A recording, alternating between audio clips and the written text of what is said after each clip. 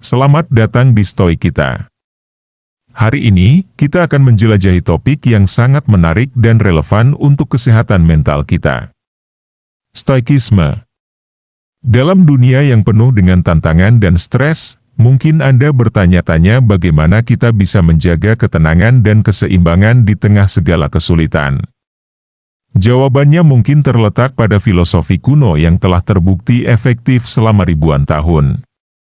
Stoikisme, sebuah aliran filsafat yang lahir di Yunani kuno, mengajarkan kita cara melihat dunia dengan perspektif yang lebih jernih dan mengelola emosi kita dengan bijaksana. Dalam video ini, kita akan membahas bagaimana prinsip-prinsip Stoikisme dapat membantu Anda mengatasi stres, meningkatkan ketahanan mental, dan mencapai kesejahteraan yang lebih baik. Mari kita mulai perjalanan ini dan temukan manfaat luar biasa dari Stoikisme untuk kesehatan mental Anda. Jangan lupa untuk subscribe dan aktifkan notifikasinya, agar tidak ketinggalan video inspiratif kami selanjutnya. 1. Mengendalikan apa yang bisa dikendalikan. Salah satu prinsip utama Stoikisme adalah membedakan antara hal-hal yang bisa kita kendalikan dan yang tidak bisa kita kendalikan. Misalnya, kita tidak dapat mengendalikan cuaca atau tindakan orang lain, tetapi kita bisa mengendalikan bagaimana kita meresponnya. Dengan fokus pada apa yang ada dalam kendali kita menghindari stres dan frustrasi yang muncul dari upaya mengubah hal-hal di luar jangkauan kita. Ini dapat mengurangi perasaan cemas dan membuat kita merasa lebih tenang. 2. Menjaga perspektif positif. Stoikisme mengajarkan kita untuk melihat setiap situasi dari berbagai sudut pandang. Misalnya, jika kita menghadapi kesulitan, kita bisa mencoba melihatnya sebagai kesempatan untuk belajar dan tumbuh, bukan sebagai malapetaka. Dengan menjaga perspektif yang positif dan konstruktif, kita bisa mengatasi tantangan dengan lebih baik dan mengurangi dampak negatif pada kesehatan mental kita. Selain itu, Stoikisme menekankan pentingnya memfokuskan energi kita pada hal-hal yang berada dalam kendali kita dan melepaskan kekhawatiran tentang hal-hal yang tidak dapat kita ubah. Dalam menghadapi situasi sulit, alih-alih meresapi rasa frustrasi atau kemarahan yang tidak produktif, kita diajarkan untuk menerima kenyataan dengan lapang dada dan mencari cara untuk bertindak dengan kebijaksanaan dan keberanian.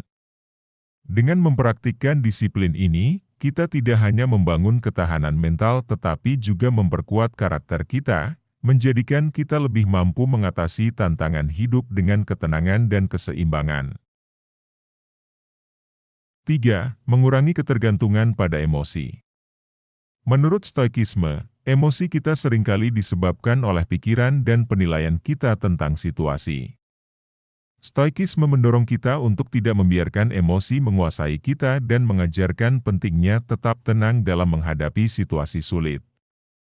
Dengan melatih diri untuk merespon secara rasional daripada emosional, kita bisa mengurangi tingkat stres dan kecemasan, serta meningkatkan kesejahteraan mental secara keseluruhan. Konsep Stoikisme mengajarkan bahwa kita tidak dapat mengendalikan peristiwa eksternal, tetapi kita dapat mengendalikan bagaimana kita merespons terhadap peristiwa tersebut.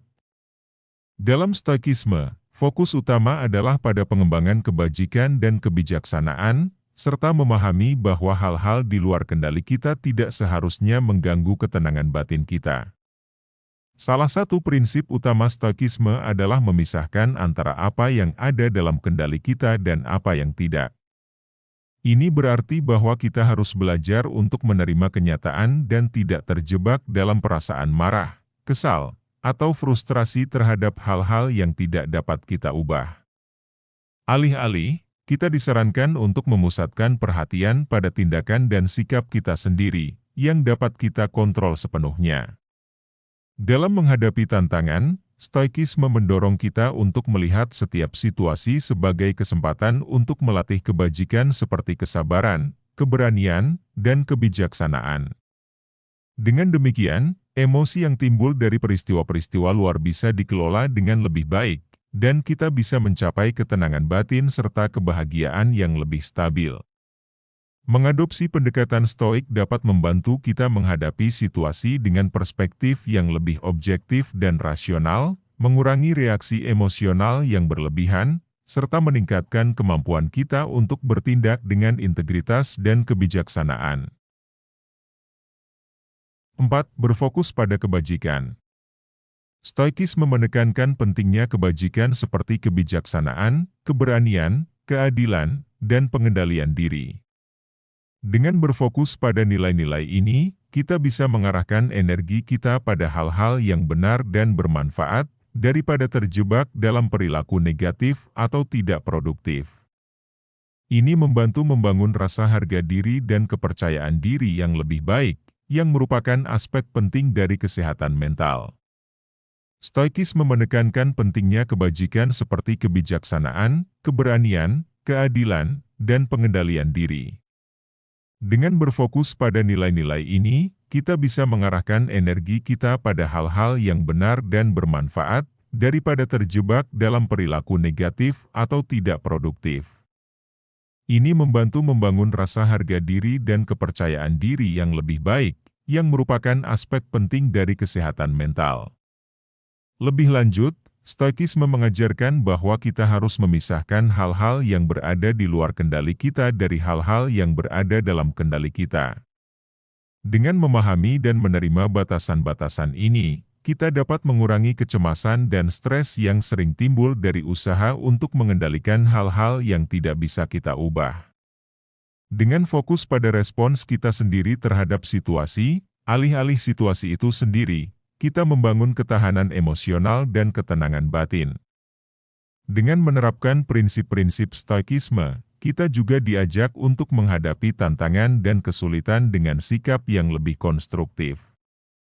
Alih-alih menghindari atau melawan ketidaknyamanan, stoikisme mendorong kita untuk melihat setiap situasi sebagai kesempatan untuk belajar dan berkembang. Ini memungkinkan kita untuk mengelola harapan dan emosi kita dengan lebih baik, serta mengadopsi pandangan yang lebih realistis dan bijaksana terhadap kehidupan. Secara keseluruhan, stoikisme tidak hanya menawarkan alat untuk menghadapi stres dan ketidakpastian, tetapi juga mengarahkan kita untuk hidup sesuai dengan prinsip-prinsip kebajikan yang dapat meningkatkan kualitas hidup dan kesejahteraan mental. 5. Praktik meditasi dan refleksi.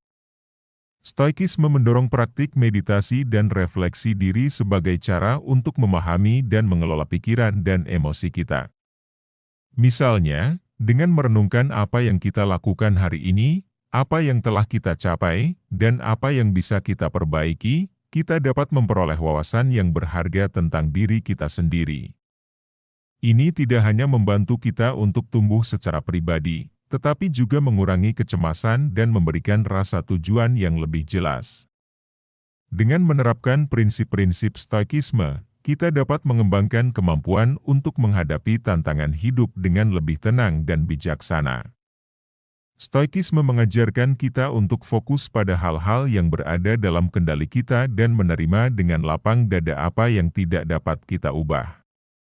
Ini melibatkan pemahaman bahwa reaksi kita terhadap situasi, bukan situasi itu sendiri, yang menentukan kualitas hidup kita. Dalam praktiknya, ini berarti kita harus melatih diri untuk menghadapi kesulitan dengan sikap yang konstruktif.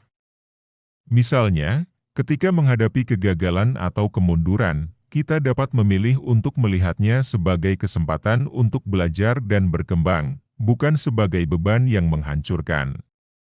Dengan membiasakan diri untuk berpikir seperti ini, kita dapat membangun ketahanan mental yang lebih kuat dan mengurangi dampak emosional dari peristiwa negatif. Selanjutnya, meditasi dan refleksi diri yang konsisten memungkinkan kita untuk mengevaluasi nilai-nilai dan prioritas kita secara objektif.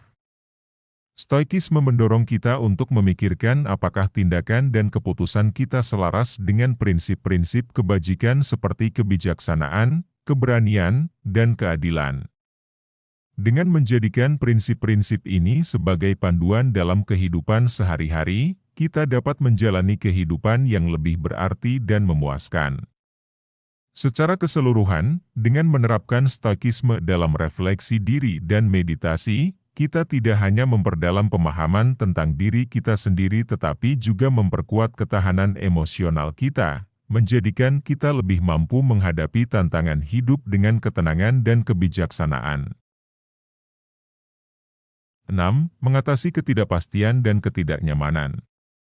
Salah satu ajaran utama Stoikisme adalah menerima bahwa ketidakpastian dan ketidaknyamanan adalah bagian dari kehidupan. Alih-alih mencoba menghindarinya, Stoikisme mengajarkan kita untuk menghadapinya dengan sikap tenang dan sabar. Ini membantu kita untuk menghadapi situasi yang tidak pasti atau tidak nyaman dengan lebih baik, yang pada gilirannya dapat mengurangi kecemasan dan ketegangan mental. Menurut Stoikisme, fokus utama kita haruslah pada apa yang berada dalam kendali kita, dan menerima dengan lapang dada apa yang berada di luar kendali kita. Dengan memahami bahwa kita tidak dapat mengendalikan segala sesuatu di sekitar kita, kita dapat mengurangi penderitaan yang muncul akibat harapan atau keinginan yang tidak realistis. Epictetus, seorang filsuf Stoik, mengajarkan bahwa kebahagiaan dan kedamaian batin berasal dari menerima situasi apa adanya dan mengarahkan usaha kita hanya pada hal-hal yang dapat kita ubah, yaitu tindakan dan sikap kita sendiri. Ketika kita menghadapi ketidakpastian, Stoikisme mengajak kita untuk melihatnya sebagai kesempatan untuk melatih kebajikan seperti kesabaran, keberanian, dan kebijaksanaan. Dalam prakteknya, ini berarti kita perlu mengidentifikasi apa yang benar-benar dapat kita kontrol, seperti reaksi emosional kita, keputusan, dan sikap, dan melepaskan kekhawatiran tentang faktor eksternal yang berada di luar jangkauan kita. Dengan cara ini, kita membebaskan diri dari beban mental yang tidak perlu dan memungkinkan diri kita untuk menghadapi ketidakpastian dan ketidaknyamanan dengan lebih efektif dan damai. 7. Menerima kenyataan.